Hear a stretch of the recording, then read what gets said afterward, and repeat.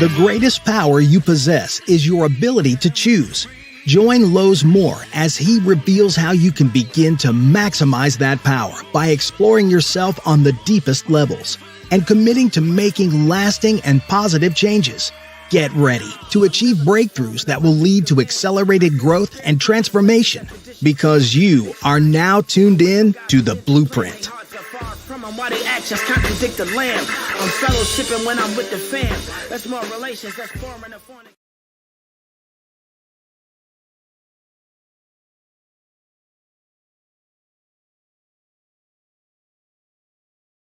Appreciate it. You know my brother? My God. Absolutely. Yes, sir. Yeah. Nice, That's big time. I am honored to be having this conversation with you today. For those of you who don't know, this is Anthony Ianni, my college teammate.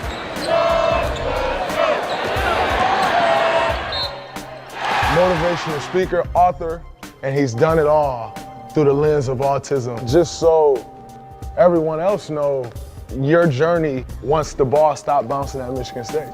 So basically, I got a phone call from Brian Calley, who was our lieutenant governor at the time, and his office called my parents' house and said, hey, would Anthony be interested in keynoting an autism gala in Detroit? And of course, this is when we were in the tournament, and I was like, let me wait till we're done, because I would like to focus on getting to the Final Four before I make any decisions. So after we had lost to Louisville, I told my mom, I said, hey, call up the lieutenant governor's office, tell him I'm in.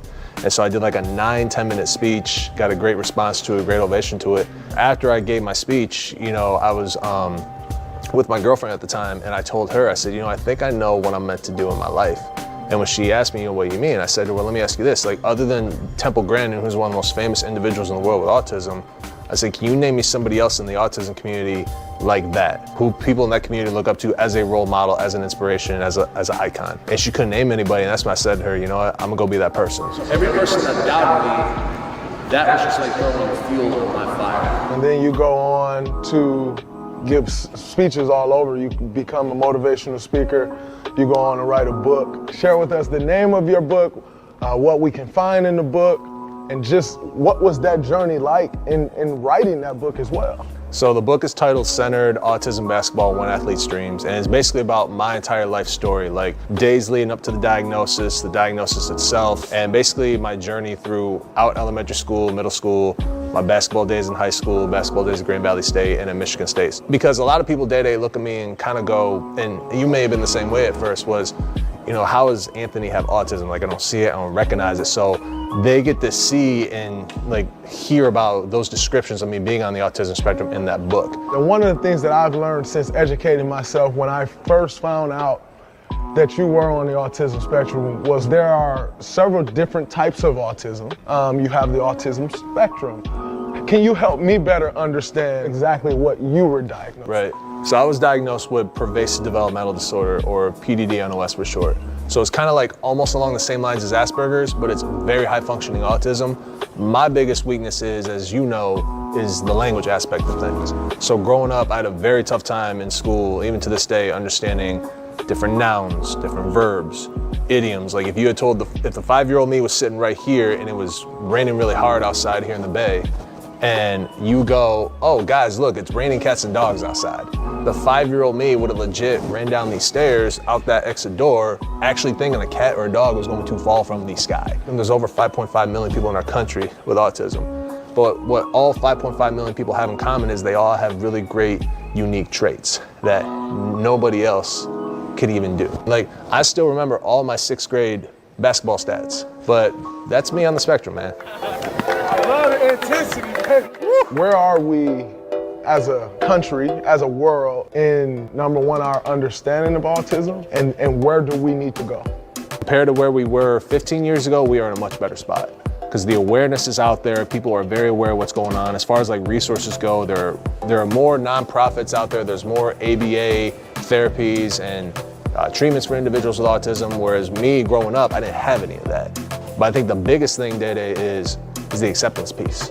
And I know the autism community is very divided on that, because some people say that we have the acceptance, some people like myself think we don't, because the way society looks at us is that you mention the word autism and society immediately thinks of a label. They immediately think of that individual with autism who can't talk, who can't do things for his or herself. But it's more than that. You know, it's advocates like myself, it's advocates like Temple Grandin. It doesn't matter where you're at on the spectrum, you are very unique and you have your own unique talented traits in life. Stand right next to you.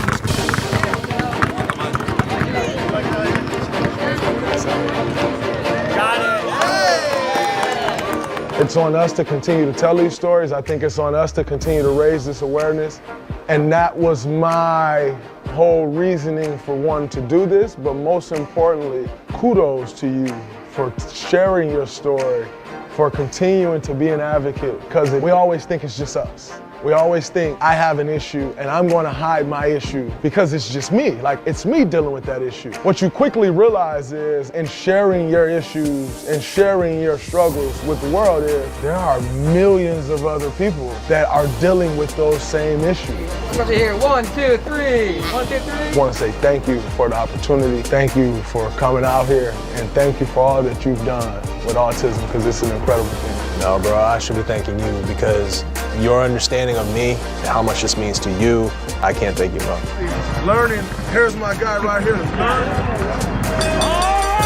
Anthony Ayani, let's get it going.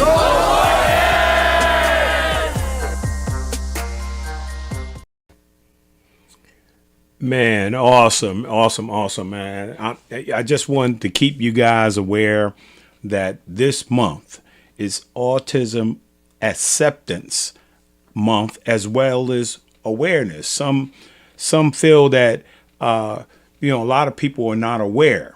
So we don't want you to go away this month, right, and not be aware, right, that autism exists. And on many different spectrums, and I was sharing last week. I want to say thank you. First of all, I want to say thank you to each and every one of you. Welcome back to the Blueprint, right? I just thought it was so important just to start out with the autism piece. And I want to thank my godsons from last week, Trevor Archer from last week, being here in person on the show. And I want to thank my, my godson, Mikey Jiggets, his video, and my wife and I had a moment talking about special needs, particularly special needs kids and adults. And I want to say thank you to each and every one of you for your support last week. Let's keep this awareness. Let's let everybody know. If you've seen this and you've seen my interview last week, right, and Jerry Green and his teammate, that there are people with special needs out there, and that there are people, that God has blessed with special situations, and we want to salute special parents. We think the parents of special needs kids are superheroes. Those who support their kids, love their kids, invest in their kids. It's just a powerful thing. And we cannot, we're making you to the point of aware. You become aware. Now we're saying, okay, you got to accept them, and you got to love those individuals. Like I love my godsons, like I love my son Isaiah, who has special needs, born with spina bifida. Most of his life he's been in a wheelchair basketball player. So, yeah, I mean, just, after this month, let us not forget, right, that there are people out there with all kind of little things that are going on. We've been celebrating and making aware. Every month there's something. Right. And everybody, let me say this last thing. Everybody needs to be loved. Right. Love is the key to all this. Right. And I'm happy and excited to be able to bring it to you. And so I want to drop this is my pebble in the pond, is my little basketball. I want to drop it in the pond. I'm expecting a ripple effect of this show, and accept and be aware, right, and that autism exists, right, and they are very gifted people, and so thank you again for your support.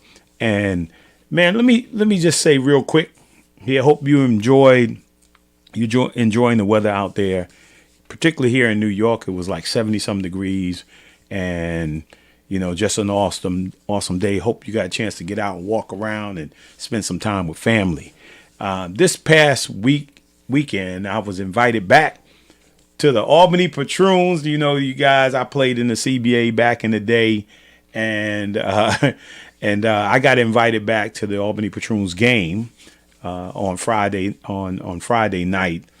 It was an awesome time to be able to go back to the Armory in Albany, New York, and got a chance to see my good friend Stoney Oaks, like a brother to me. His grandson was playing in his first game with the Albany Patroons, and I was excited to get. When I heard that, I was even more excited to get back to Albany to see that. And he was wearing my number with the Albany Patroons. It was just a great night. The Patroons won the game. He ended up being, his first game back, ended up being the player of the game, and he had 34 points in that game as well. My wife and I, we had a wonderful time. People coming up to me saying, "I was here in the 80s when y'all guys won the championship, man.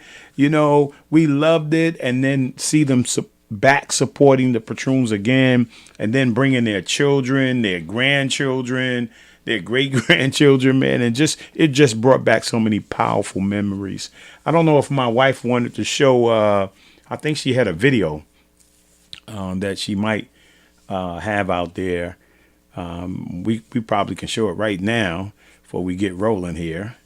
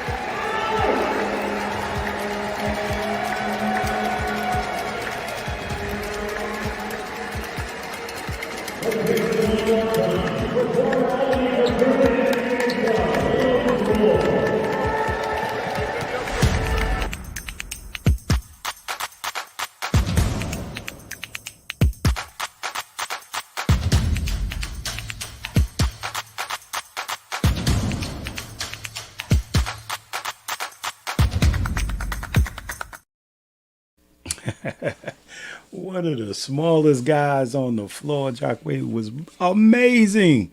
Right, 34 points, man, in that game. First game with the Albany Patroons, and then he showed out. So it was a great time. I want to say thank you to my man, Rocky. I want to say thank you to my former teammate and coach, Derek Rowland. I want to say thank you to Mike. Man, he's one of the guys with the hotel, the Landing Hotel and Casino. Yeah, it was a great time.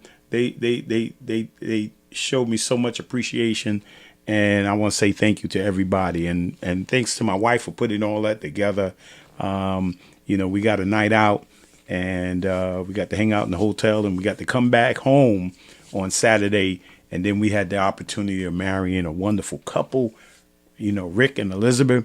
We got the chance to marry them on yesterday, man. So it was a full weekend, right? And then we're back here at the Blueprint Podcast. So let's get rolling. Here, I want to start with my book of the week.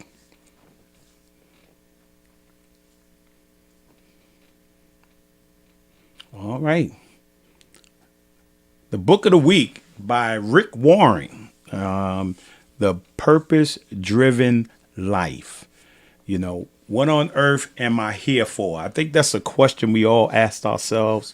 Why am I here? What's my purpose? Why was I born? I mean, my wife and we tried to read this book together back when he first came out with the book. It's a daily read. Each day you go for an entire month, and you have to read each chapter. And then there's some questions and things like that. Of course, we didn't really get through it. Right. And at least I tried to read it several times. I tried to give it to my men's group to read several times. And then all of a sudden, one year, right, I decided to read it. Right. And I completed it, and I was able to write out some things that almost like a life plan for myself and around my relationship with God, my purpose and reason for being here, my assignment that God had for me. And I just kind of mapped all those things out. I think each and every one of us, right, we need to be purpose driven, right? We need to have a plan. I don't care how old you are, right? It's never too late to start to plan, to have a plan for yourself, right? To know what you want to do next week, for an entire month, the next 3 months. What do you see yourself doing, right? The next year, the next 3 years, the next 5 years. I think you ought to have, you hear me say on here all the time, right, about the importance of having a life plan, having a vision, right? When you have a vision, when you have purpose, you know the direction you want to go in, right? And of course, there's going to be detours, but it's okay because you got a plan. Right. And that's really what the blueprint is all about, is making sure that we have plans, that we have vision for ourselves, that we set goals for ourselves. And this is a very powerful book. Man, if you find yourself to be stuck, right, hard to move forward, right? If you find yourself to be stuck, this is a very powerful book, right? And you need to pick one up, whether it's online, right, Kindle, Barnes & Noble. You need to get this book and start moving forward in your life. And I know the pandemic has slowed us down, caused us to pause, maybe put on hold our goals and dreams. I said it's time to get started again. Let me light that fire tonight. Get started again, right, by starting to read this book, Purpose Driven Life. And then my word of the week, right, you have to be purpose driven, right? You got to know what you want. You got to be purpose driven. You got to get a drive going. You got to get excited, get up and move. Right. And, if you're going in the wrong direction, right, turn around and figure out what it is that you would like to do with your life. Right. And then become purpose driven. Right. That's my words of the week. And then here's my affirmation of the week. My affirmation moment, my Hill and Pierce Hopper affirmation moment. Be strong, but not rude. Be kind, but not weak. Be bold, but not a bully, but don't bully. Be humble, but not shy. Be proud, but not arrogant. Right? That's my affirmation, Hill Harper and Pierce Hopper affirmation moment. And here's my music, right? My music and my movie of the week. I don't know if you guys remember the soundtrack from The Prince of Egypt, the animation movie, right? Kirk Franklin and a number of other people were on this soundtrack.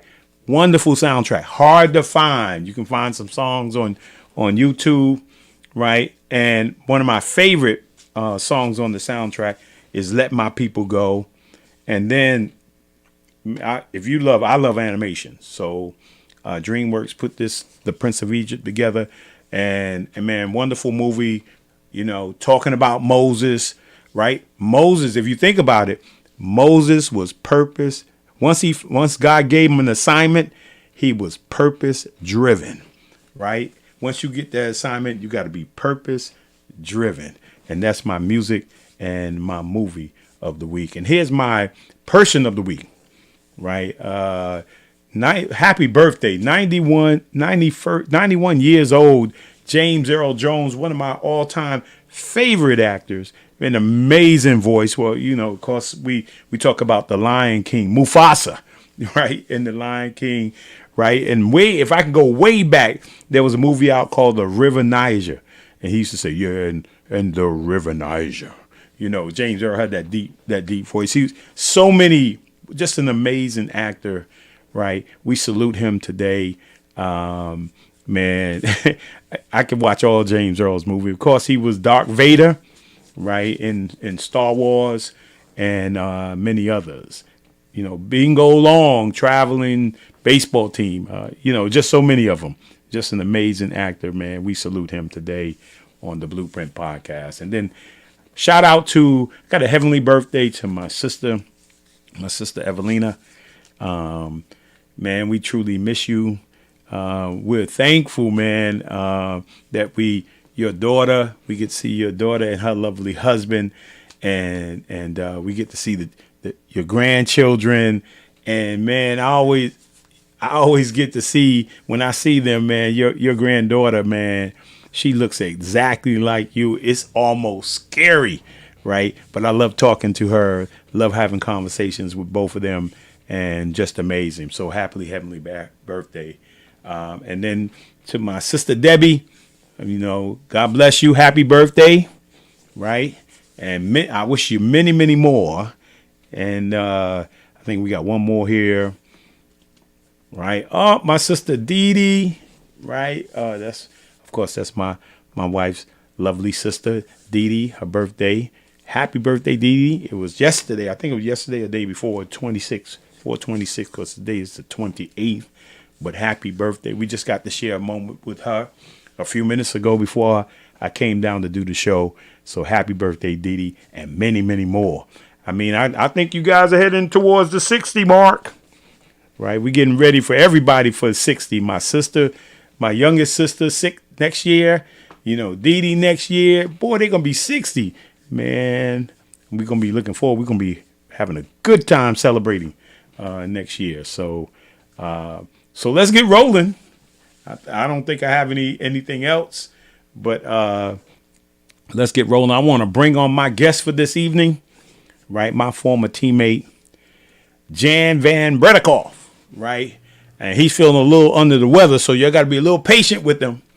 But we were teammates back in the day, right? And man, he's like a basketball player, man. Back in the day, you know, when you got sick, coach didn't really care.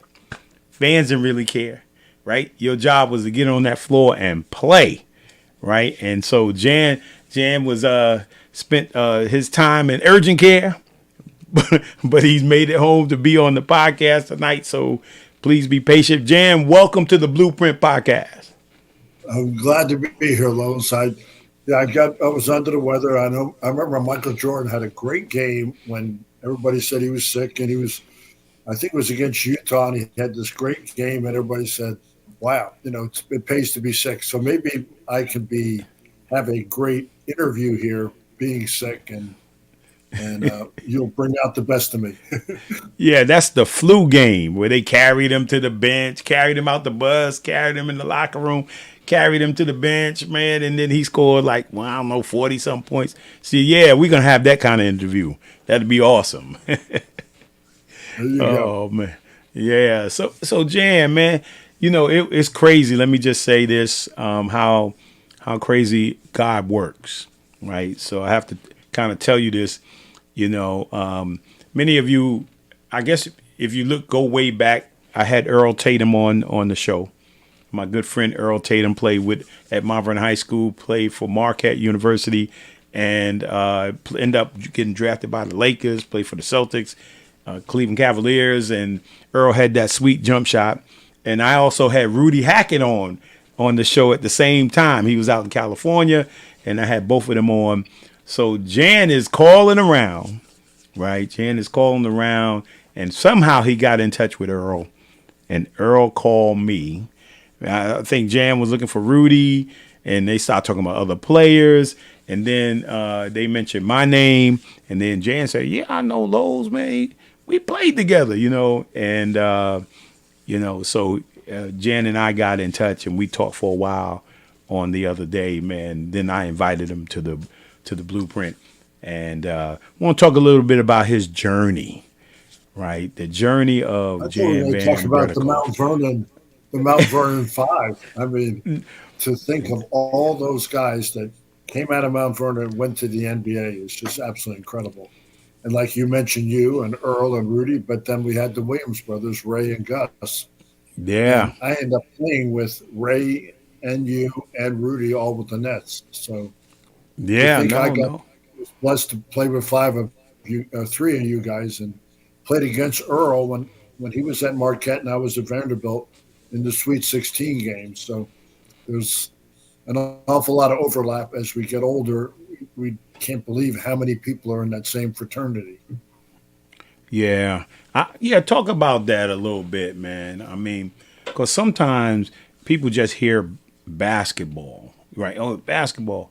And so the fraternity starts, this game that we love, becomes a fraternity. It becomes more than that we were just basketball players, or we become like a family, right? And, talk about that and your experience in basketball and how you stay with, because some of us we got a small group we stay connected with, right? And then we got a larger group. We know there's a larger group, and then we got the history of it. You got the history of the game. We grew up watching it. We grew up playing with people. So talk a little bit about you mentioned fraternity, but talk about the basketball fraternity. Well, I think, I grew up in basketball because my father was a coach. So when I was a kid, I was going to his games. He was coaching college all the way through my freshman year. And then my sophomore year, he got the job with being the coach of the Lakers. So we move out to Los Angeles, and there he is. He's coaching the first year, Jerry West and Elgin Baylor. And the next year is Jerry West, Elgin Baylor, and then added Will Chamberlain to the mix. So, I was like right there on the, almost a courtside seat watching the greatest players. There's 3 Hall of Fame players there. So I was kind of, learned a lot about basketball just, being there. And then I was fortunate enough to go to Vanderbilt and then play on the collegiate level. And we had success each year and got better and better. As you can see that picture, I used to be really skinny. Like George Gervin and I were the exact same age, and we were both the 2 skinniest people in the league. It just happened to be that he was just a lot better at being skinny and was a tremendous shooter and scorer. But like you said, you get to know people differently, whether it's on trips or you get traded to another team. But there seems to be a fraternity from when we played, because we didn't make that much money. And, we were struggling all the time to stay in the league or to get better or have our team win. Now you see that the NBA and guys that come off the bench are making more than the very best player that ever played during our era. So I think there's a certain camaraderie and fraternity because, we played when there was just the love of the game. Now, yes, we did get paid and we got a decent salary, but, there's that love of the game and camaraderie, and winning was so important. Now it seems like with the NIL infiltrating into college, they're getting paid in college. And, there's that more me mentality. And then when you're in the NBA, guys are, promoting themselves or having people promote them, and the team is not nearly as functional as it was back when we played. Yeah, I mean, and one time I was telling somebody the other day. I think when we were at the wedding, I was telling somebody the other day when I went back to West Virginia, right? And I told them the story. Like they built a new $35 million practice facility at West Virginia, and so I walk in, and I mean it's all like Las Vegas. It's like all the special stuff. Game rooms. Snack rooms. I mean, everything you could, weight room. I mean, everything you could think about. Gym, the size of the same thing as in the Coliseum. And so they take me into the locker room. As I go in the locker room, there's on the wall, there's all the jerseys of the former players, right? And I'm walking by, I see my jersey, so forth, and I come in. And then my wife said, water therapy, water therapy, all that stuff. And so you can 24-hour day, you had access to the gym, to the practice facility, 24 hours. Just put your card in and go in. So I walk in, and there's a couple of players there, right? And I look in there, they got lounge chairs, people laid back in lounge chairs. They got a hologram of a picture of themselves in the locker, right? And I mean, leather seats, I mean, cushion and stuff. And so I said to the guys, I was like, when they turned around, they said, hey, this Lowe's Moore used to go to here like that. And I said, I don't know, it just came over me. I said, say thank you to me, right? That's what, because I was thinking like, there was no carpet on the floor, right? Nope. We had the wooden box on the floor that you would unlock yourself, and you were in a cage, right? So we had no frills. It was called no frills basketball, right? And then these guys now have access to all these things, and guys like myself, you, and all the guys in the past, right, made that happen. Because if we didn't go to those institutions and went on to play hard and be successful and play through pain, right, injury, all that kind of stuff, and now that millions and millions of dollars are being made, right, we didn't see that, right? But I think you're talking about that fraternity of guys that we didn't know that there was more. Right, we didn't know that there was reclining chairs and game rooms and all that kind of stuff. We didn't know it is just what it was, right? And it was first class for us, but we opened the door for a lot of kids. So I think that's what you're talking about in terms of that fraternity. Yeah, I think I remember back in the day, my father was coaching, and I remember he had a job, and I think he made $11,000. And he got a job to go from Lafayette to Hofstra, and that was $12,000. So he got a raise of $1,000, and we moved all the way from one school to another because of $1,000. But there were similar schools as far as the same level. And I remember John Havlicek, who was obviously a great one for the Celtics, wanted a raise, and they were. I think he wanted $1,000 or $2,000, and the Celtics were hardballing him. And he said, "Okay, well then I'm going to go try out with the Cleveland Browns as a wide receiver."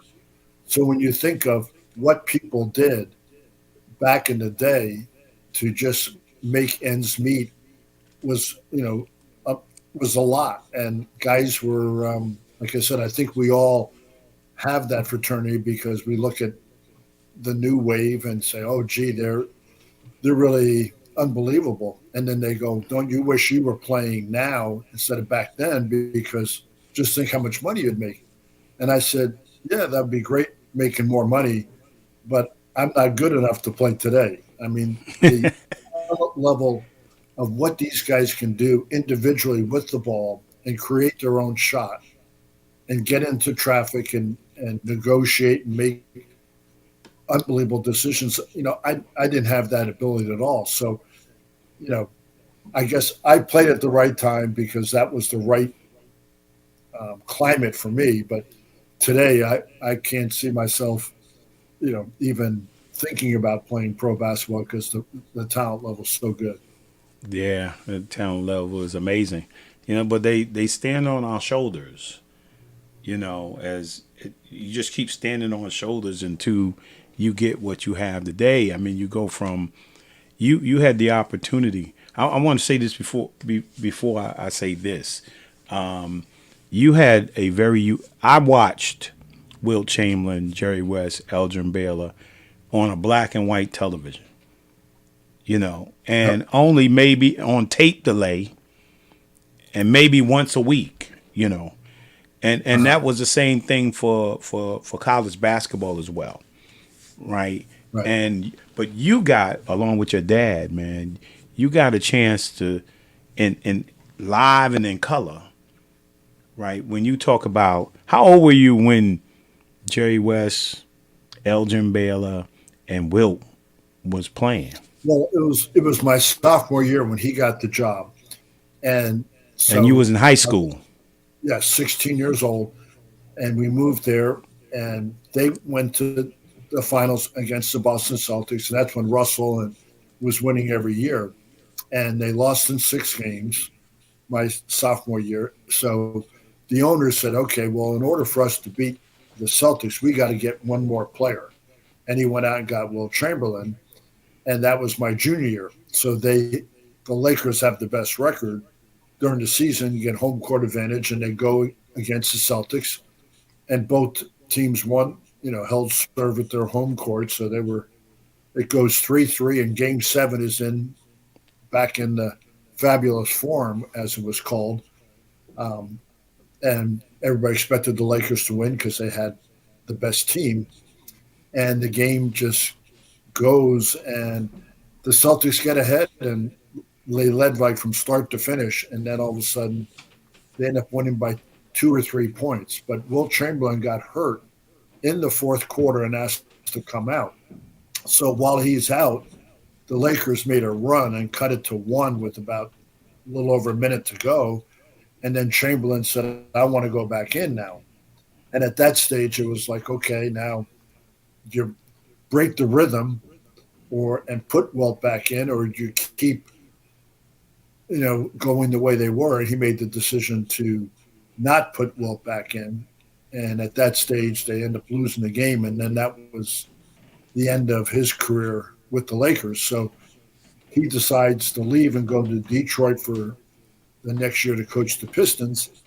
And at that stage, I had taken a step back from my career as a freshman. I was a good player in Princeton. And then my sophomore, junior, I didn't do much in California. So I didn't want to move to Detroit for my senior and start all over again. So I stayed back, and my senior turned out to be good. But even though I got that ability to see the Lakers play up close, I never went to one of their practices. So I was never around the team. I was just a spectator, just like my mother and sister were. Right. Yeah, but I mean, I'm just thinking about, like, I'm looking at it on the TV, and I'm amazed at those guys, right?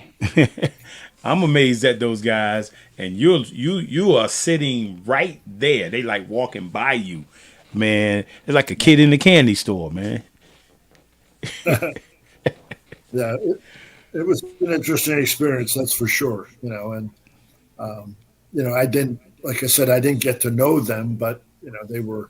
I liked their team. I liked their players, but at that stage, I was not making my mark in the basketball world as a player. I was just a fan going to the Laker games, and every weekend, I would watch UCLA play basketball on TV, tape delay, Friday and Saturday night. I'd watch that every single time. Dick Enberg was doing the games.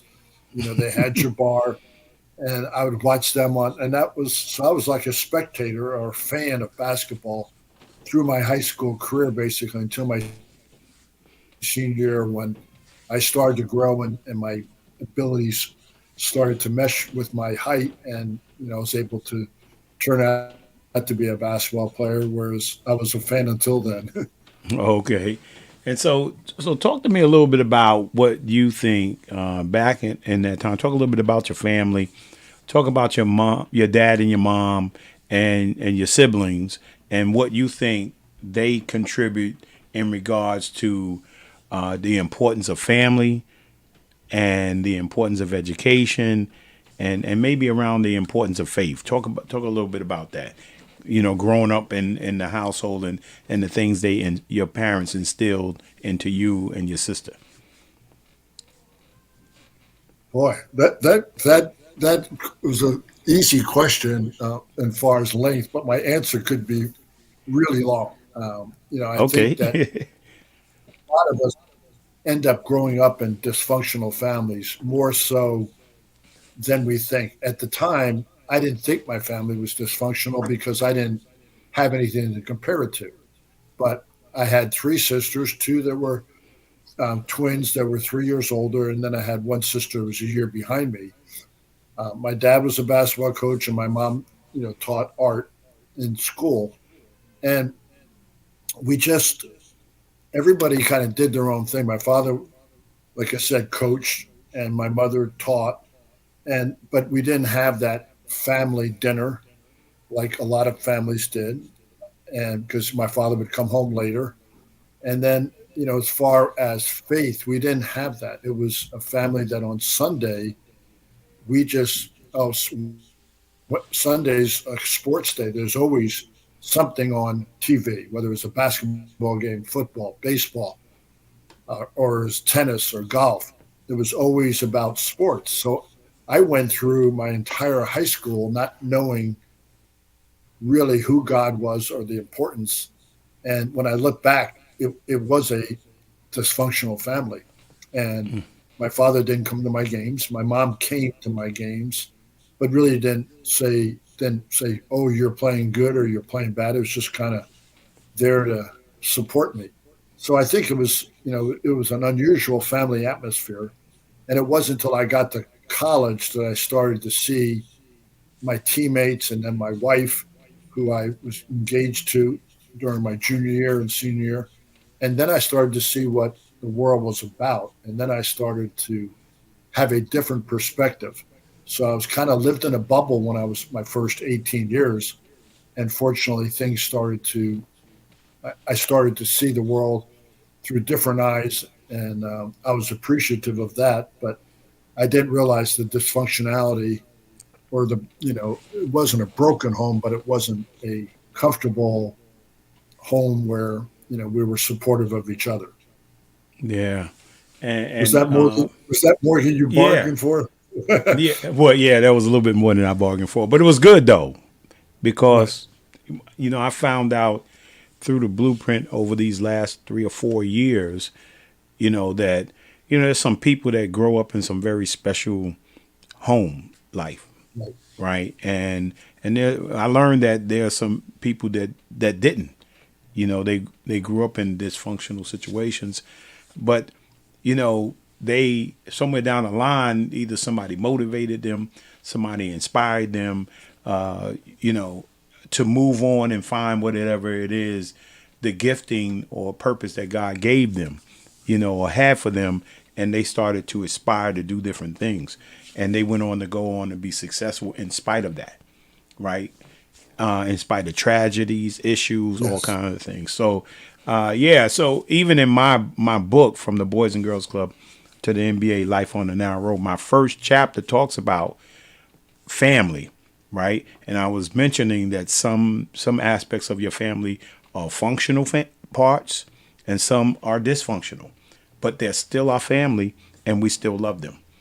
Right. In spite of all that. Right. We still learn to learn to manage to get through it, and that's kind of what what the blueprint is all about.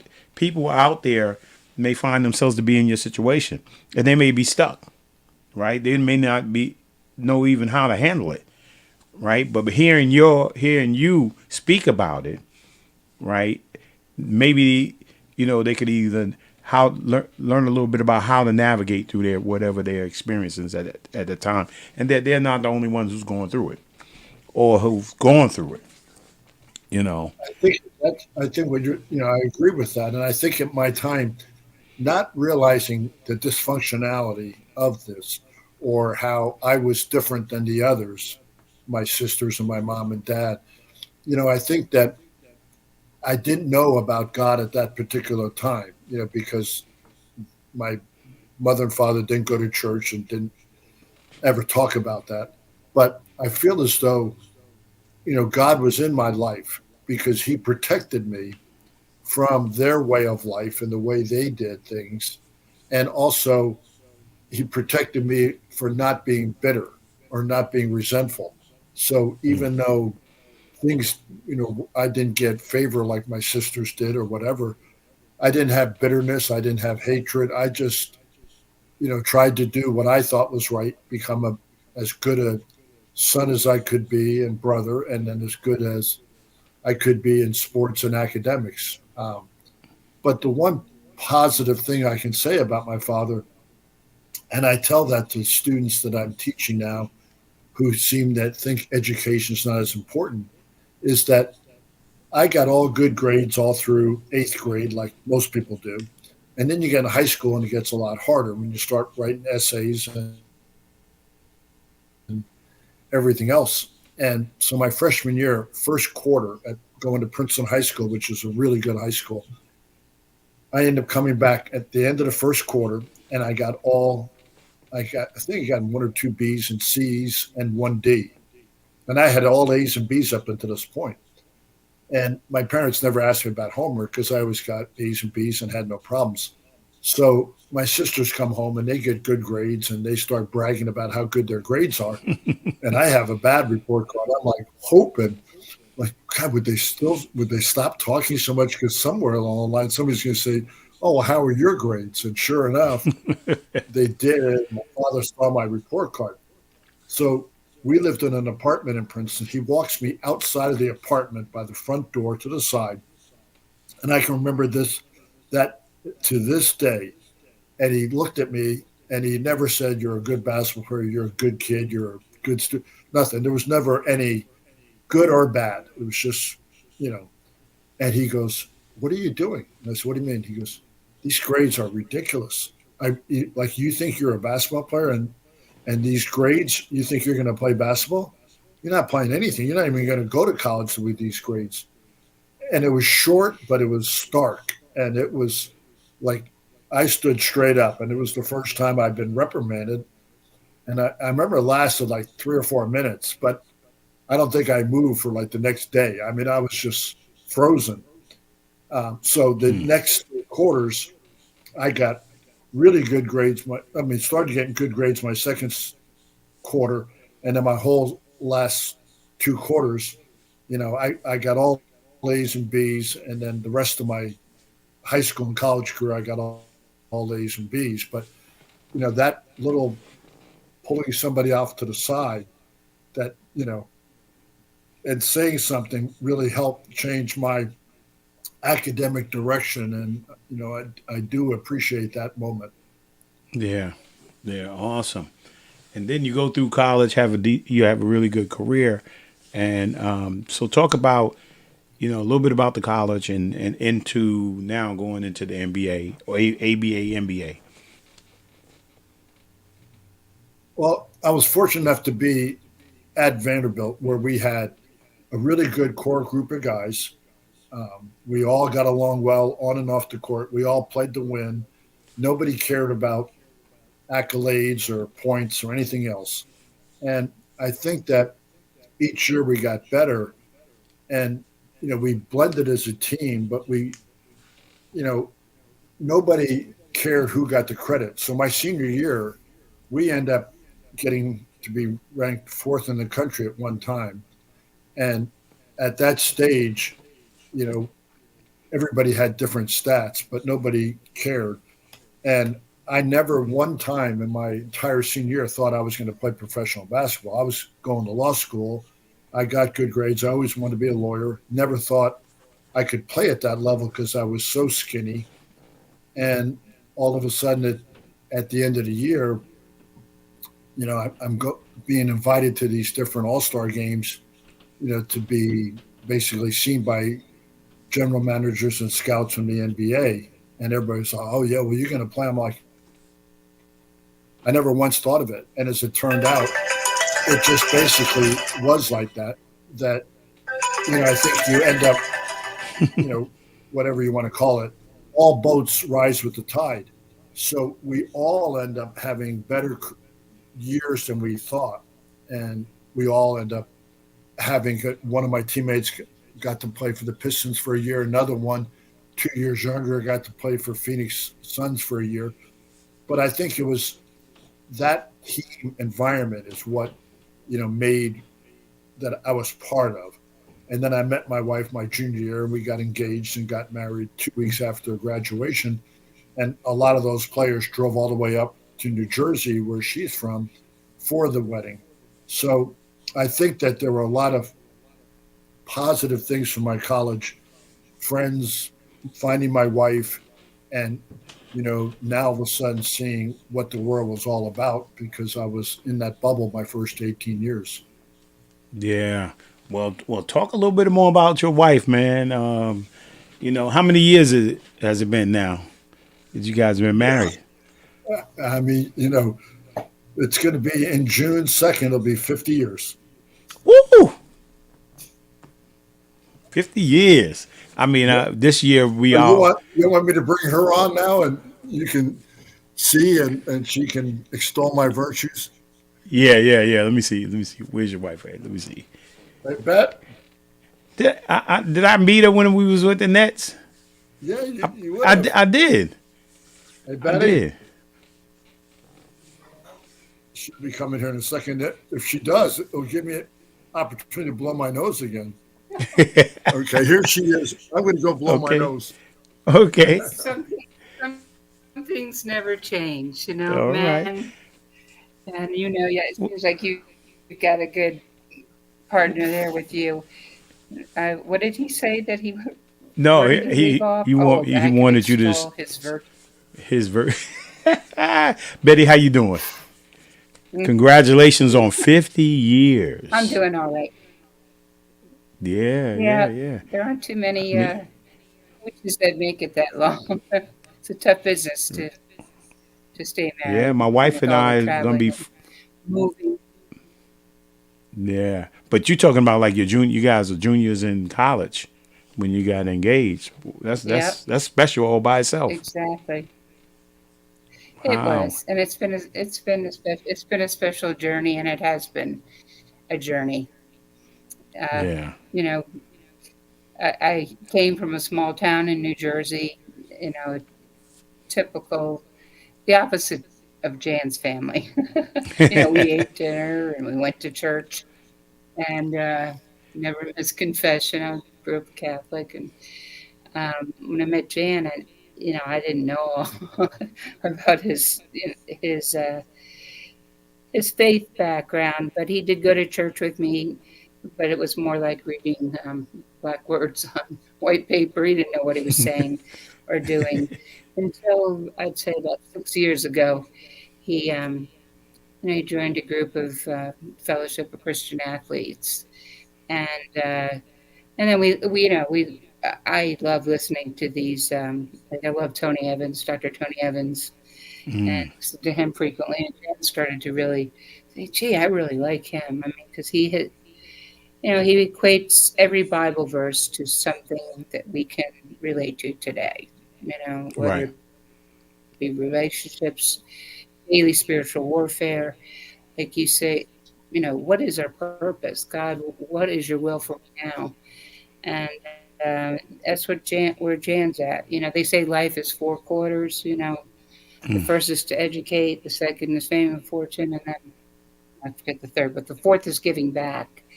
So that Jan's mission and passion is to pass on values that he had not had instilled in him as a youngster. Had he thinks he'd be in a different place today.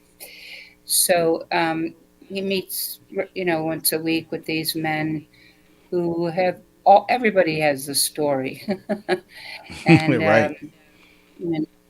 and I can't say the names because they're affluent people, and I don't want to, infringe anybody's personal history. But the more vulnerable people are, the more people open up. You know, you never know what little piece of your story is going to change somebody else's life.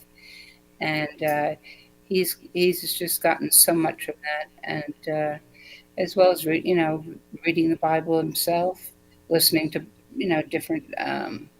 We're very careful who we listen to because there's a lot of Judases out there that know the Bible, but Right, don't yeah. walk the walk. So Wow. that's Awesome. me. I think he's blown his nose. That's enough of me. Yeah. Nobody wants Well, to see thank you, that. Betty. It's a pleasure meeting you. Yeah, No, it's a pleasure seeing you it's a again. pleasure meeting you. Well, it's you as well. It's hard to Yeah, believe, but they say 6 degrees of separation. I say it's God's providence. The way that's He right. connects things is never ceases to amaze me. Okay, nice to All meet right. you. And here's the man. No, Yeah. she's more important, but I'm back from blowing my nose. Okay. So check this out, Jan. We're gonna talk a little bit more about basketball, but when I put on the little flyer, I think my wife has a flyer up there, but I don't know.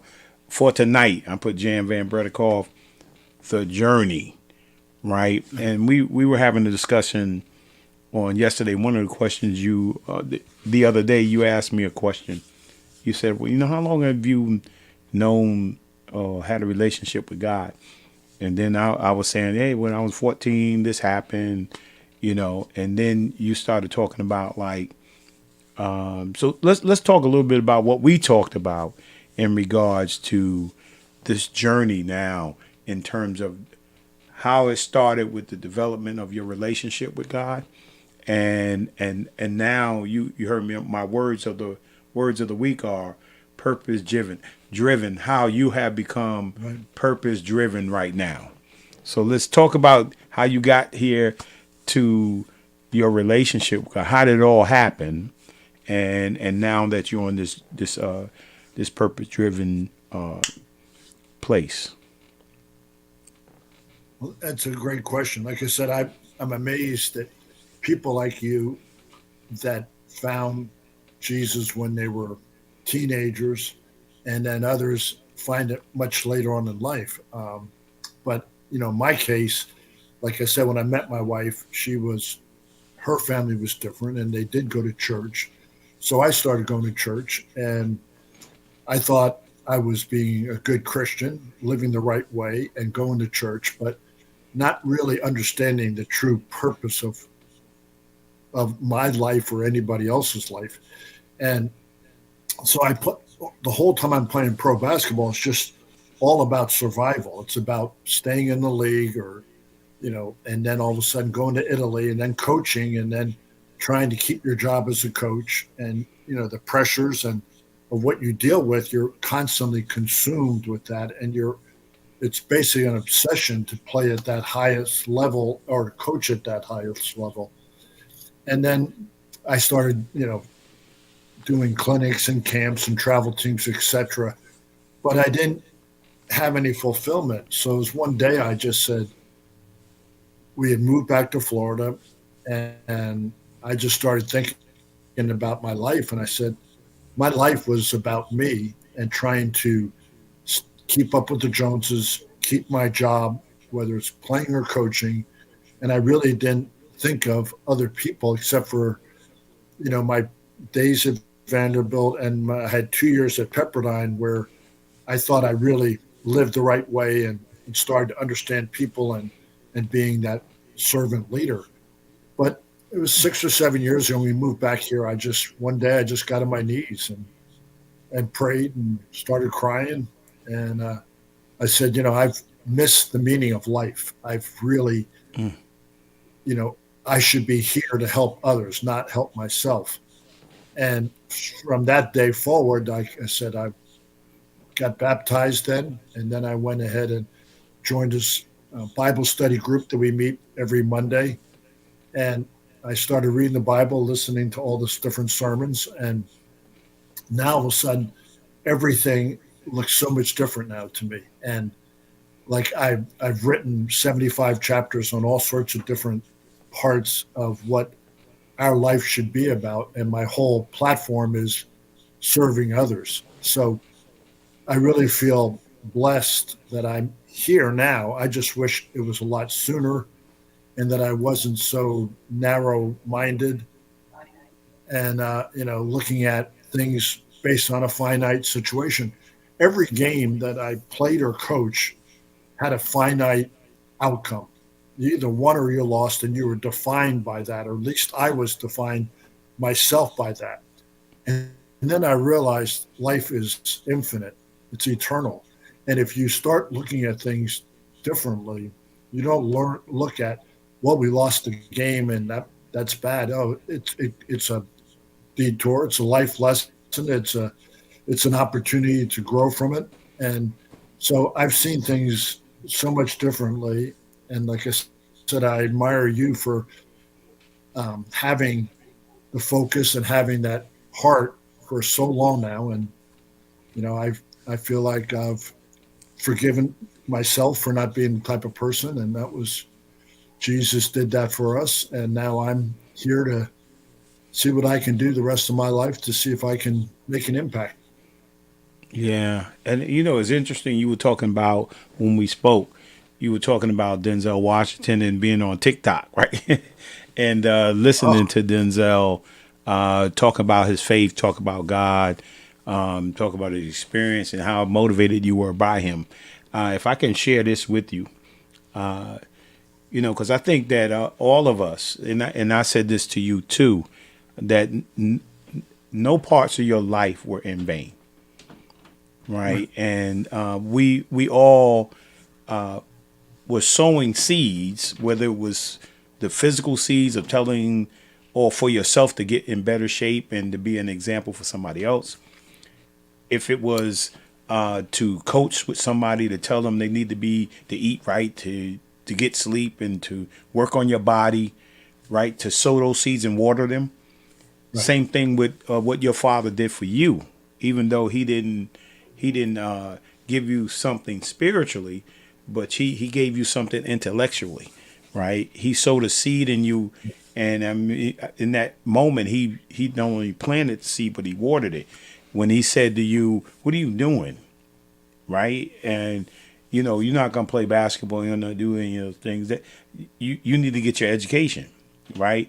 So that you maybe he didn't, what I'm saying, say that he loved you or so forth and so on, but he sowed a seed and watered it, and you went on to accomplish, whatever you accomplished as an athlete and as a student.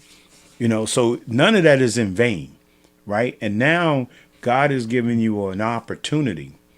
Right now, you knew what to do physically, you know what to do mentally, right? And now you've gained a relationship, a spiritual relationship with God that now you're willing to go out and share, right? Now you're going to sow seeds and water. And I love it. And we need, because the Bible says the harvest is plentiful, but the laborers are few. We need laborers for the vineyard. Right. So this is our time, right. Really at a critical time. When you look all around us, we need people like Jan to be able to share his testimony, to sow back into people, to water those seeds that he sows. And it's going to be powerful. And remember, sometimes we look at time because we function from the place of time. And you look back and say, 50 years of my life, I didn't do this. Right. But in eternity, right, when you function from eternity, next thing you know, you'll say something to somebody now in eternity, and it will expand, and you will touch more people than you ever touched you would have touched in the 50 years, right? Because that's how God works, right? So I'm saying this to you that, man, yeah, go out there, get the book, do the podcast, meet with people, share it. Right, and watch God explode. That's how I feel. And I said that to you the other day. I just think there's an explosion coming on, just the way we met. Right. I mean, you didn't wake up on last week and say, I'm gonna talk to Lowe's more. Right. And then I'm gonna be on this podcast. Nope. You just woke up and started. You started. On a discovery. I'm trying to discover something. I'm researching, and and God put us together, and here we are today. So yeah, mean, it's powerful, and I'm excited for you. Well, thank you. I appreciate that. And, because, as I got older and I was starting to say, like, golly, I wish I had done this or I wish I had done that. And I said, it's never too late to start, as everybody said. And, I read an interesting article on Daryl Strawberry, who a lot of older people like you and I know who Daryl Strawberry is. And what an immense talent he was out of California, and Dwight Gooden was out of Tampa, Florida, and they both come to the Mets and just are awesome baseball players. And when it was all said and done, Strawberry got caught up in all the things that some athletes get in, and he had divorce, he had bankruptcy, he had drugs, he was in prison. He went through all of it. And then in his last session, he met his wife and, in a rehab center, and he threw all his trophies away, all his articles away, and he burned them, the articles, and threw the trophies away. And I said, I love that. And somebody said, well, why'd you do that? And he said, because that's not who I am. I'm Daryl Strawberry, normal person, then becomes a pastor. But he didn't want that to be a definitive situation that defined him. And I'm the same way. I got rid of all my articles and all those things the same way, because that's not who I am, and that's not who I want to be identified with. Now, I may have a platform that some others don't have because of that notoriety. People say, oh, I remember you were this and that as a player, but that's not who I look at myself internally. Right. Yeah. No, I hear you. That's powerful. And we say old things pass away, and behold, all things become new. Right. And so you becoming new. And I wanted to finish up on that Denzel piece because I don't know if you knew this or not, that when Denzel was a little kid, his mother owned a beauty parlor where you do hair, and a lady was. I have heard Denzel I've heard those stories, and right, just because I've watched right everything he does, I watch. And right, so he I know you know the part where the lady told him that wrote on a piece of paper, and you shall speak to millions. Right. And he took the paper. He still has it actually in his wallet from when he was a little kid. Wow. And he pulled it out. He used to pull it out and show it me all the time. This is what she wrote.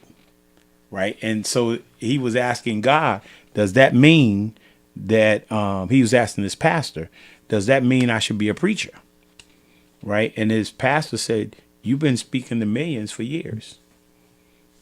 Right. And so, now his mother, when he did my show here, he was talking about when his mother said, hey, D, you do a lot of good things, right? And you've done a lot of great things, right? But doing them for God is a difference. And from the point that his mother said that to him, then he started to do, later on in his life, he started to do like where you're at, he started to do things for God. And that's why you see his messages now have totally focused on, what is my purpose, and he's purpose driven about what he's saying in regards to his relationship to God. So you're right on track, man. Yeah, you're right on track. Yeah, I'm trying to follow you and Denzel. You guys are ahead of me, but I'm trying to catch up. Yeah, now you're in eternity. You can catch up faster. You can accelerate now. Not only does he say it and he lives it, but he's very, very, assertive in the way he talks and the way he messages. And it's like, he's one of God's vehicles out there helping others. And I love listening to him, and I love who he is. And it's great that you have a relationship with him and have known him and seen him. So Mount Vernon's is all over the place. Yeah, yes, it is. And so I want to digress for a moment, man, and because those things that you did in the past are very valuable, right? Like your experience and what a little kid like myself was looking at on television, you was there in person, to see. Uh-oh, somebody's preaching over there. And then seeing Elgin, seeing Elgin Baylor, seeing the great Jerry West, seeing the great Will Chamberlain, seeing Bill Russell and John Havlicek, these guys I grew up on, as a young man, I grew up on those things. Those things are very valuable, so those experiences, man. I mean, you've done something. God blessed you to do something that only a very small percentage of people get to do, right? You played in the ABA, right? And then you played against some of the greatest players, and you got Dr. J. I mean, I don't know what that was like to go up against Dr. J. Picture? I like that picture. You like that picture? We were going to send you that picture, right? Yeah, you please do. Yeah. I talked to him the other day. Oh, you did? Yeah, and when you talk about fraternity, Julius has unbelievable popularity and success.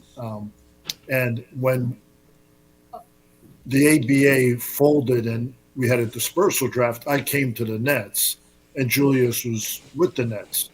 So I was excited playing him because I always guarded him, and my whole game was defending that good player on the other team, not scoring. I wasn't a scorer at all.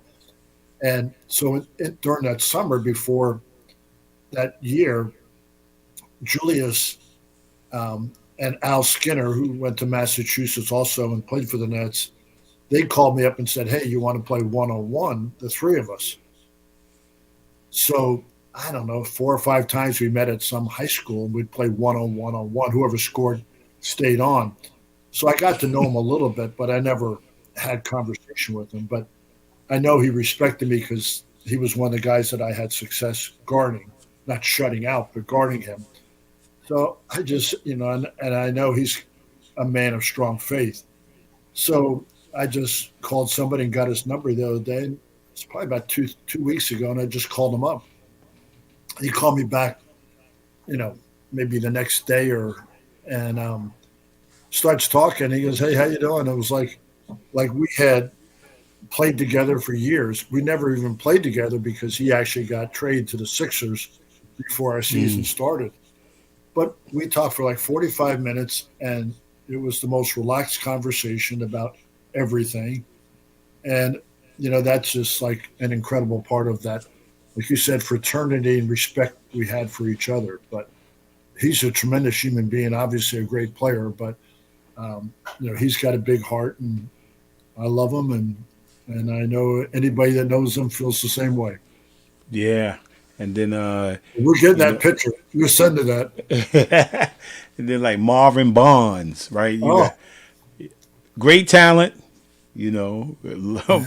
one an amazing. We didn't get really to see Marvin. He wasn't around, for a long period of time, but he was just a tremendous talent. You were in the ABA. That was one of those upstart leagues, man, that had so many great players in it. And then, like you said, you went on to be a Nets. We played together. I think I played with you in 1980, right? I was drafted by the Nets, and I think we had a few pictures of some of the guys that played with us back then. We have, I think my wife, we have some pictures from 1980. Yeah, this is before 1980. This is when Phil Jackson was playing with you guys. Oh, yeah. See, you go Phil over there. Yeah, and Bernard in the middle. Yeah, I see yeah, Bernard King. Yeah, and then pictures. You see Bernard is over there. Great team. I think that's George Johnson over there. I mean, and Eddie Jordan. Fast Eddie Jordan and Super John Williamson. Yeah. I see Mr. Theokas back there, and yeah, man, back there. And then we got Dr. J. Back in the day, some of the players you played with, there go Jan right there. Yeah. Yeah, Bernard King was like he kind of fell under the radar when you think of great NBA players, and I think when we had him with the Nets, he was such a good player.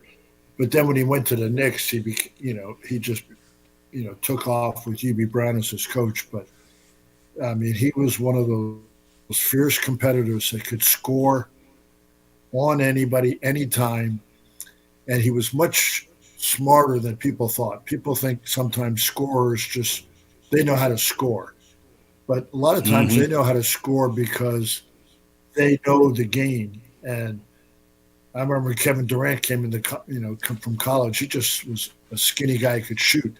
But slowly he started to learn the game and learn about footwork and learn about positioning and playing off the ball, etc. And Bernard was one of those people that learned that really quick in his career. And, the interesting thing was he ended up living in Franklin Lakes, the same place as we did. So at the end of my career, I'm going to go over to Italy and play for 2 more years because I wasn't playing much in the NBA. So Bernard called me up and said, "You want to go work out?" And I said, "Sure." He goes, "There's this mountain here in Franklin Lakes.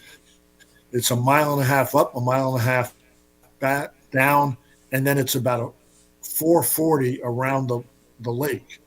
And you want to run with me?" So I do it. We have a good time. And then all of a sudden we start inviting other players that all lived in that area, whether they were New York Giant football players, Knicks, Nets, and nobody did it more than once because it was a grueling thing. So finally, it was just Bernard and I. And we would go up the mountain, come down, and then we'd hit that 440. And every day I thought I was going to beat him. And he would let me hang in there. And we finally got to about 60, 70 yards away. He'd start to just pull away from me. And I was like, just one day, just let me win. But that's who he was. And that was the best shape I was ever in my life. And he was a great guy and great competitor, that's for sure. Yeah, and he was, a lot of people don't know he was a strategic thinker. I mean, he probably know things and read defenses before and knew what was happening before it was even happening, right? And that's why you couldn't guard him, man. He knew once he got by his man, he knew the guy was going to help. He knew that guy was going to help. He knew what move he was going to do. It was just, and you used to see him in the lobby before you go out for a game for warm up.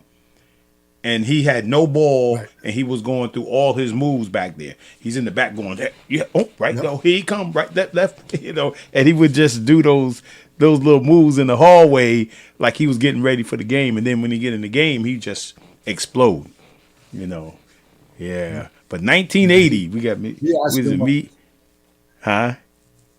What'd you say? I said, he asked me one time, "You're a smart guy." He goes, "What about?"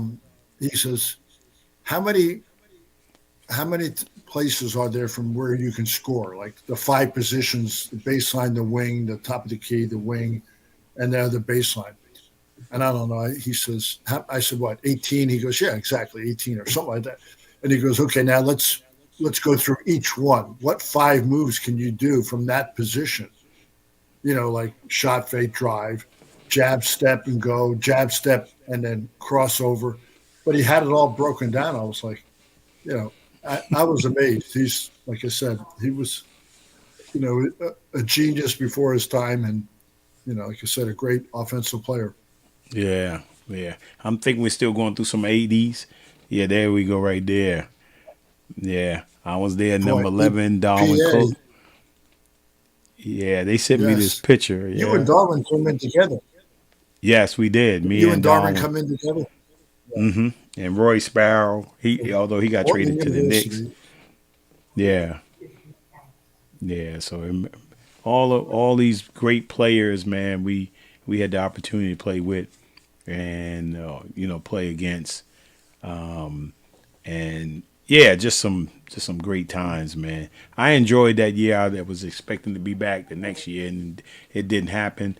Look at this scoring leaders. Got Jan right there. It says scoring leaders, Nets, Well, no, 76ers. that was Magic's rookie card. So That was lo his and behold, card. yeah, that was Magic's rookie card, and lo and behold, there I am on the very end with two icons, and Julius and Magic, and here I am on the side. I don't know how they just put a scrub over there next to him. Nah, you played hard, Jan. I mean, Coach always had you play the toughest guy, and you played hard and you gave it all. You rebound that ball, right? And hey, you put the ball in the basket when you had to, So I enjoyed playing. I got to tell you man. one story. I told this when I talked to Dr. J the other day. I played for Kevin Loggery like he did also, and Kevin Loggery was a great guy, and I played for him for 4.5 years, and he never yelled at me. He never got on me.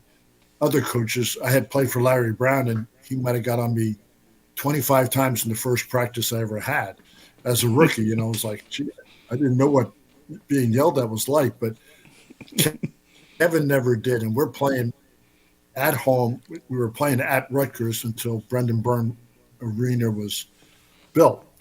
And we're playing the Sixers, and it's a great game back and forth all the way. And here we are ready maybe to beat the Sixers. So we're up 2, and there's probably about 7 or 8 seconds to go. And I think Mo Cheeks drives in, and was playing Julius, and all of a sudden as he drove in, I started to see that he was going to get to the basket maybe or dish it off. So I kind of leave my man, and he dishes it off to Daryl Dawkins, and I'm under the basket. So I'm going to go up there and block Daryl Dawkins' shot, and we're going to win by 2. And Daryl, not only did he dunk it, he probably took half my arm inside the basket with him. And so he dunks it, and I foul him. He makes the free throw, and we lose by 1. And I always thought I was, blocking shots was one of my fortes. But we're in the locker room afterwards, and Kevin's going over. He doesn't say anything. He's just kind of pacing around for about a minute. And I'm like, oh, my, what's he going to say? And he goes, Jan? And I look up, and I said, Jan, he goes, what were you thinking? And I said, what were you thinking when Daryl Dawkins, who's 300 pounds, puts the ball behind his head and he's going to dunk? Did you think you were going to block it? I said, yeah. And he didn't say any more. And I was like, okay. One time he corrected me. We lost that game, and I'll never forget that one. It was, Yeah. But Daryl Dawkins was a man-child, that's for sure. Yeah, he was, man. And those were great times, man. And I'm glad, man, that we got reconnected. And man, talk to me real quickly before we get off here. Got a few more minutes, but talk about there's Jan coaching. We got some pictures of you coaching and stuff like that, and the intensity and all that stuff. Yeah, we got Jan coach. But what you some great coaches? I mean, man, yeah, it's John Chaney. Coaches. John Chaney, the man. Yeah, I mean, awesome. And but talk a little bit about before we get off here.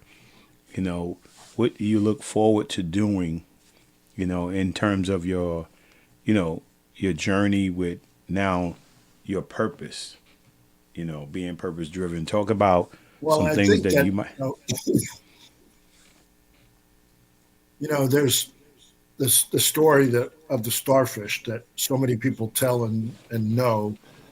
And I'm teaching at another school now, and I tell all the kids about the starfish and try to get them to understand, because, if you look at a place in Florida or a place in California, and like a tsunami comes along and all the water, comes rushing onto the shore, and then it recedes back out to the ocean, and you have thousands of starfish laying in the sand that will not live without oxygen. They have to get back in the water, and they can't crawl back into the ocean. So a man who walks on the beach all the time goes for his walk and he sees a kid down there picking up a starfish and throwing it back in and going to get another starfish and throwing it back in. And he said, there's tens of thousands of starfish here. You can't make a difference. And the kid goes, I did make a difference to that one I just threw back, and I'll make a difference to the other ones I'm going to throw back now. And I think that's what I feel like if I can be in a position that I can help some of the kids, some of the coaches, some teachers, some parents see what their purpose is, what their value is, and how they can start to become disciples and then have disciples underneath them, then I feel like I will have lived a fulfilled life. But, too many of these athletes, too many of these successful people aren't fulfilled when their career is over because all they have is money in the bank and trophies. And, but if they can go out there like a Darryl Strawberry and try to help others, that's what I want to do. And hopefully you and I and others can do the same. Yeah, and I want you to tell a story about the one of the coaches you mentioned to me the other day that was tough. Was a great coach, but tough on his players and stuff like that. And he found his relationship with God. Talk about what was his coach's name again? Remember he went back and he called all his players. Oh, Rick Barnes. Rick Barnes is a tremendous coach at UT, but he was also at Texas and had Kevin Durant, and he was at Clemson and George Mason and Providence. He's had an incredible career. I think he's won 800 games.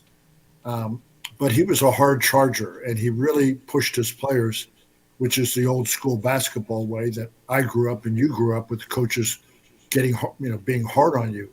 And it was all about the wins. And he finally had kind of a coming to Jesus moment with his family and they were saying like, hey, you want to get to heaven, you got to change the way you're dealing with other people and your players, and you should start being a servant leader and not a person that's like a dictator that's yelling at them.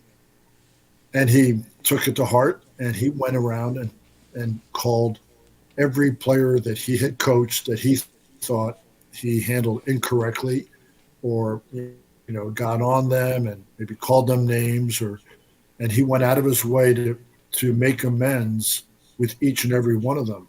And I thought that was fantastic. So once I heard that, I started picking the phone up and calling some of my players that I thought I was especially hard on. And in some cases, the player responds and says, no, I was a knucklehead. I needed that. And, but I think we all have to go through that period of time where we reflect and try to, make wrongs rights. And that's what I tried to do. That's what Rick did. And I think we all should do that. And the world will be a better place. Yeah, awesome, man. And I want to thank you for coming on, Jan. I appreciate it. Even in the midst of your sickness, you did a great job. It was awesome, right? I know. I have tissues all over the place, and my wife rescued me for a little bit there. Do you have one more time for a little quick story? Yeah. Yeah, go ahead. Do I have another? Yeah, go ahead. I was talking to Earl Tatum the other day, and Marquette guy, and we played Marquette, like I said, in the NCAA tournament. Maurice Lucas was their star player, and Maurice Lucas was, when I saw Marvin Barnes' picture, Maurice played at the Spirits also, and he was a tough guy. And I remember playing against him. I thought he grabbed my jersey, I had his arm away, he just a nuisance the whole time. And then he comes to the Kentucky Colonels where I am, and we become really good friends, and his wife and my wife became best friends. So he comes and plays with us with the Nets. And this big guy that everybody thinks is the enforcer of the league is the toughest guy. And it's getting snowy and it's cold outside, and there's some stray cats out there. And he lived one house down from me. And he goes to Home Depot and he gets a bunch of wood and makes a big dog house and puts carpet in there for these kittens to stay alive, and puts milk in there and tries to save them. I'm like, well, that was like amazing. Here's a guy that most people thought was a bad guy, but inside he had a big heart, and he did right by animals that nobody knew about it other than my wife and I and him. So maybe now a few more people know that Maurice was a great guy and did things for others. Well, I can tell people that, Maurice may act like a bear, right, but he was really a teddy bear. I mean, yeah. He didn't want to really fight, but, he put up that persona. He created the brand and the image, and he wanted to be an enforcer for his teammates. He wanted to stand up for his teammates, yes, and he did a great job at it. But deep down inside, like you said, he had a wonderful heart, just an amazing heart, man. So, Jan, thank you for coming on, man. You and your wife, thank you for coming on, and I appreciate it. And let's stay in touch. And if you need me in terms of you got to get that book out, right, and you trying to develop the podcast, you got to get on Facebook. You got to get your social media going, right? And I think you're going to get that done too as well. And I'll be praying for you. Look at that. There goes Jan right there, man. Life of Virginia. Yeah, there you go.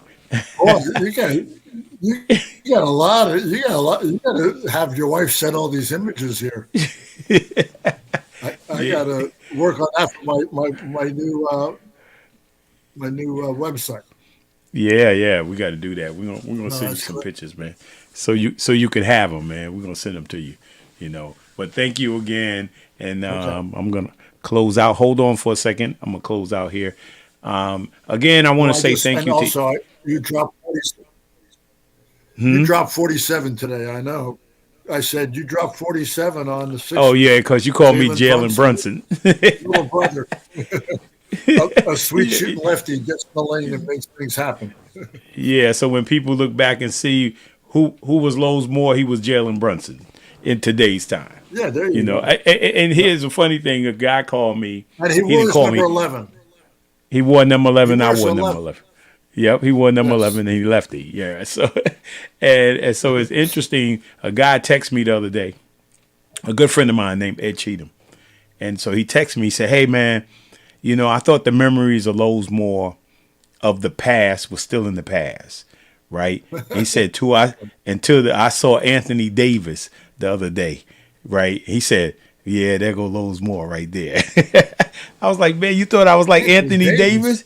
Yeah, because back when I was in high school and stuff like that, I could jump out the gym. I'd be dunking on people and all that kind of stuff like that.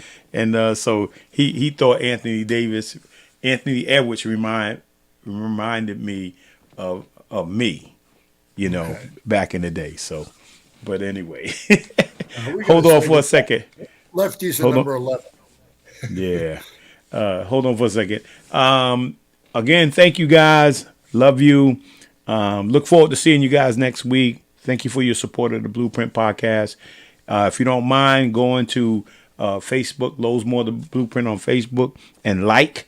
And then if you don't mind going on to Lowe's Moore the Blueprint on YouTube, and you can like and subscribe.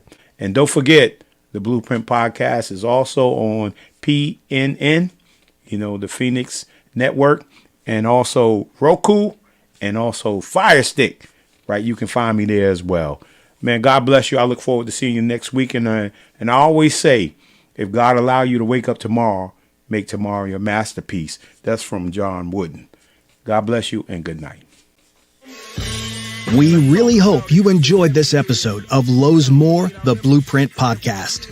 Stay connected and follow us at our website, www.lowesmore.com.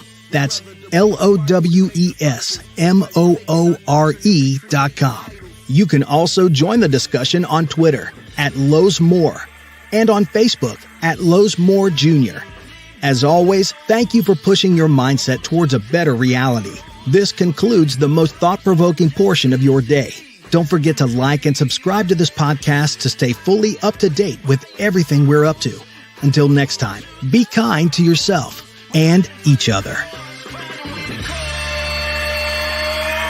What they teaching is a joke. I ain't buying it like I'm broke. Insufficient funds for insignificant.